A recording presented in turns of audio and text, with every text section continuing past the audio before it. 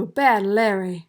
What's up, Bad Larry Kingdom? I'm your host, Bad Larry, and today we're checking out Uncanny X-Men number 240, released in January 1989. And this issue is written by Chris Claremont and drawn by Mark Silvestri.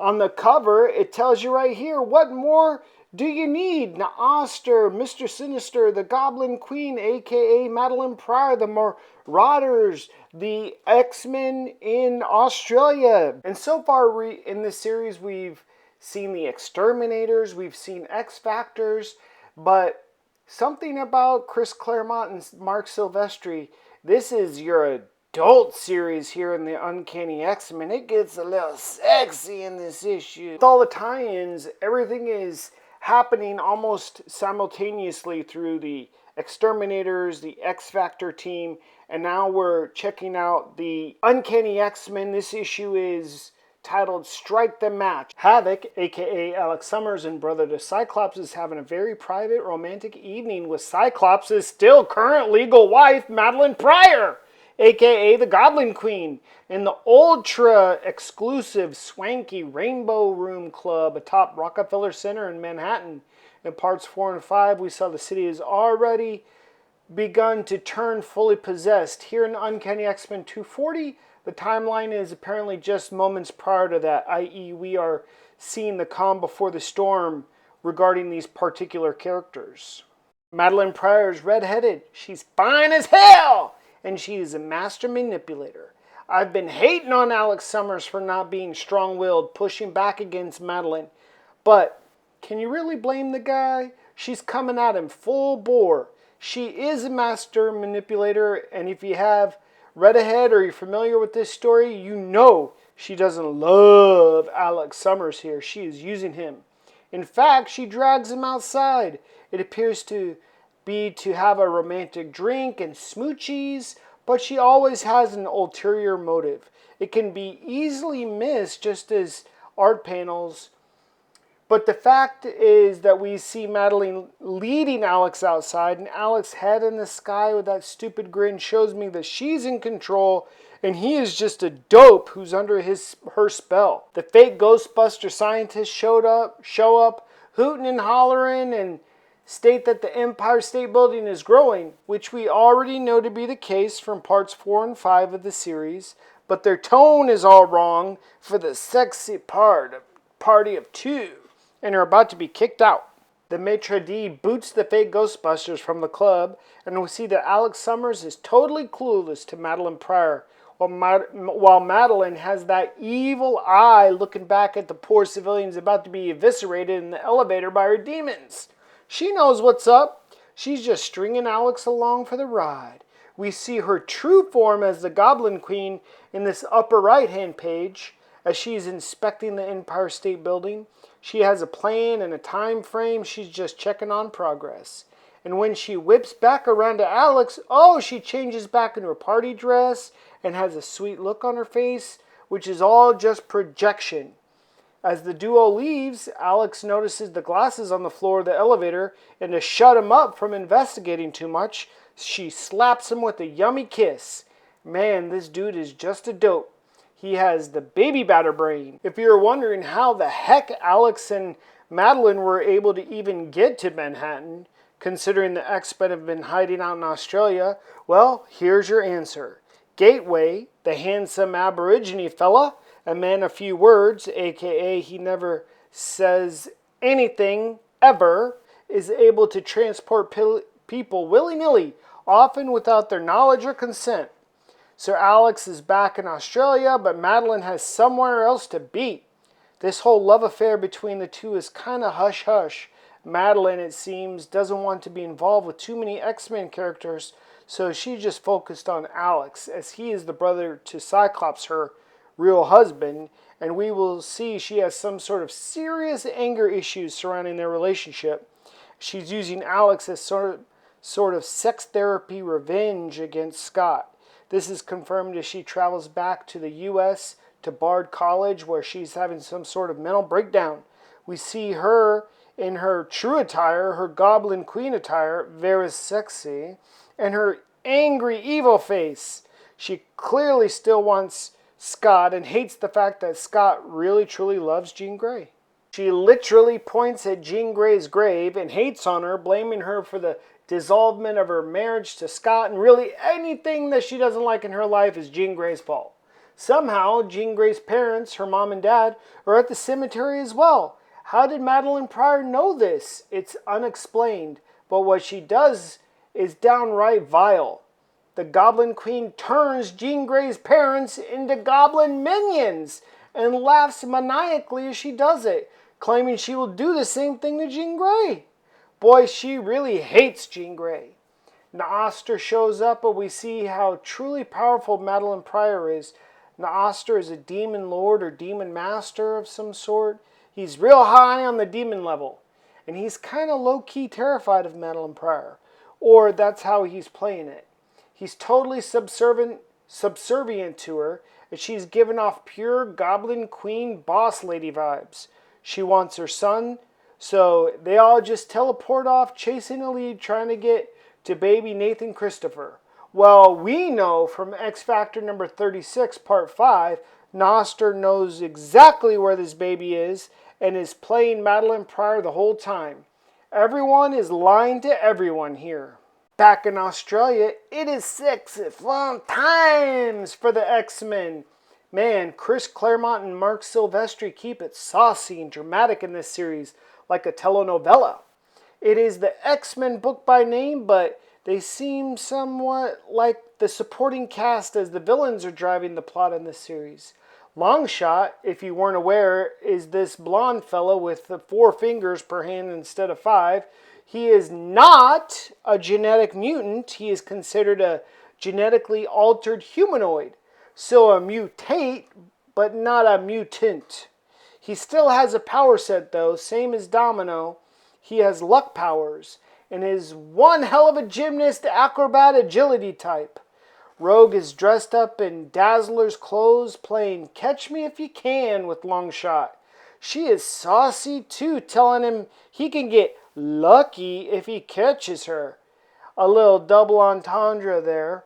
Well, Dazzler doesn't take too kindly to Rogue wearing her clothes and flirting with her man, so she hits her with a Dazzle Blast. I don't get Dazzler's anger here. Rogue can flirt all she wants. Longshot and her can't do anything physical, as Rogue would kill Longshot if they were to hit the sheets, I think. Dazzler should know this. As their teammates, she should know Rogue's powers and limits, but this is more fun, right? Chick fight over the boy toy. I've never seen Dazzler shoot dazzles out of her eyes before or after this. It's interesting. Rogue is toying with Dazzler as well. So much fun out here in Australia while New York City is being slowly turned into hell itself. And the sexy fun doesn't stop. Colossus and Betsy Braddock are playing Titanic here in the boudoir. She's saying, "Draw me like one of your French girls." All naked and flirty with the big Russian farm boy. But now she's supposed to be lezzing it out with Rachel Summers. Okay. Until Rogue spoils the party, busting through the window. Just look at Betsy's face. She was planning on paying Colossus for that portrait with more than just rubles, if you know what I mean. Longshot tells Dazzler that he a player and players gotta play. No one locks down Longshot from the game. We move on to Havoc playing with the computers, and it looks like he can see everything going on in this control room. A little Big Brother NSA surveillance going on, but it looks like he has picked something up. Havoc tells Storm and Wolverine that he believes he's found those bastards, the Marauders, and it's payback time for what the Marauders did to the Morlocks. Noster has brought Madeline Pryor to the orphanage in Nebraska that was started and operated by the vile Mr. Sinister. Madeline is shown a little baby pod, and she realizes that she was Sinister's first clone subject. Ba ba ba! This is the first time we as the audience have confirmation that Madeline was a clone, but of whom? Well, Jean Grey, of course, the woman she is physically identical to, in appearance, I mean, hello. But imagine how Madeline feels to realize you were just a test tube baby. We travel back to Manhattan, more than a mile below the surface of the city. We find the terrorist group, the Marauders, unpacking some boxes as they were ordered by Sinister to relocate their base to the former Morlock Alley. The Morlocks they murdered. Just as a reminder of character names, I placed a Who's Who Marauder cheat sheet here for you. The characters with the green circles above their heads, well, they be dead and cloned and brought back to life by Mr. Sinister. Yup. Blockbuster, Riptide, and Prism are all clones, and apparently they're aware of that fact as well. On a side note, this version of Sabretooth is my favorite version. Sure, many or most people like the version from the animated series where he was huge, but this Sabretooth is the one I grew up reading. Very animalistic, a bit bigger than Wolverine, but his scariness came through much more through his actions and his face and his viciousness, not so much his sheer size like they try to do in the TV show. And just for reference, I included the death of Prism here, which occurred in X Factor number 10. Check out my review of that issue in the X Factor playlist if you want to see that whole story. Cyclops was attacking Prism, but the optic blasts were ricocheting off him crazy. So Jean Grey, with her powerful telekinesis, just slammed Prism against the wall, shatter him into smithereens, killing him, of course. But thanks to Mr. Sinister, well, we see his ass here again. How cool is the start of this battle? Blockbuster walking in the pitch black, mumbling and bumbling and grumbling, and ding! Hits a brick wall. But that ain't no brick wall.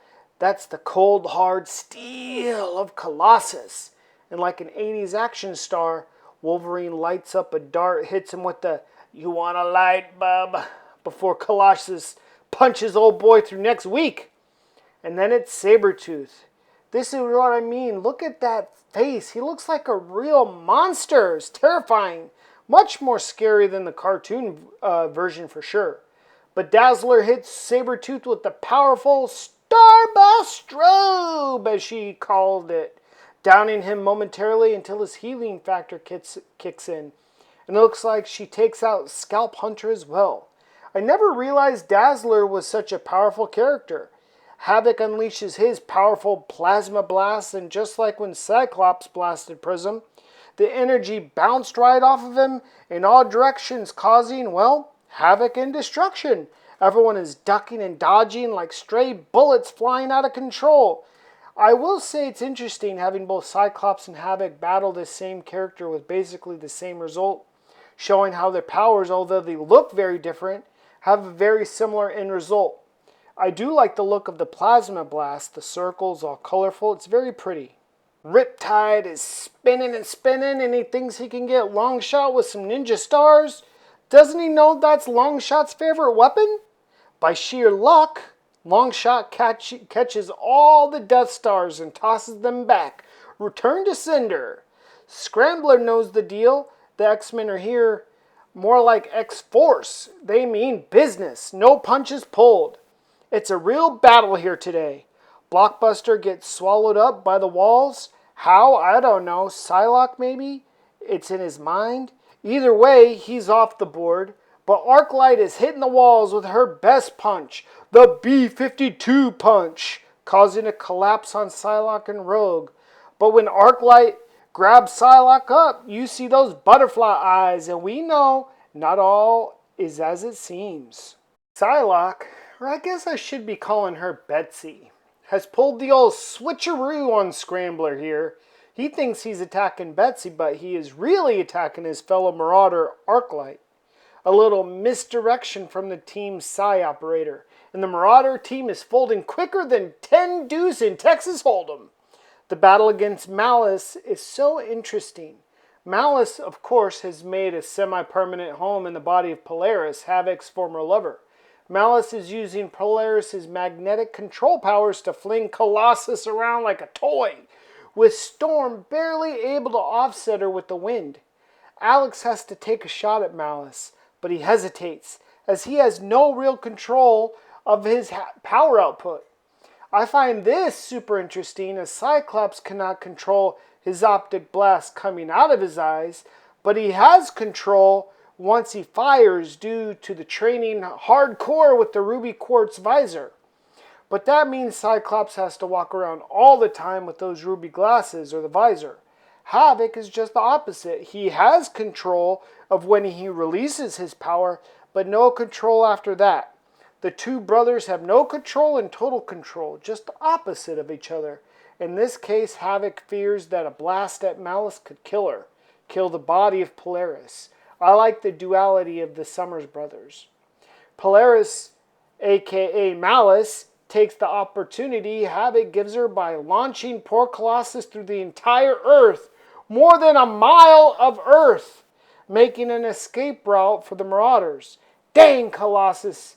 So much power, but in this case useless. A paperweight. The Marauders concede victory to the X-Men for now, until they reach the surface and see what has happened to the city puts everyone on pause. We quickly and briefly go back to Nebraska where Madeline Pryor has put the screws to Oster. Better start answering some questions, old green boy, when dirty old Mr. Sinister pops up and tells Madeline to call him Daddy. Dirty old bugger. Let me know down in the comments below which X-Men team is your all-time favorite, as this episode is over. Stay tuned for part 7 of the Inferno series, which will be in Uncanny X-Men 241, so a direct sequel to this issue.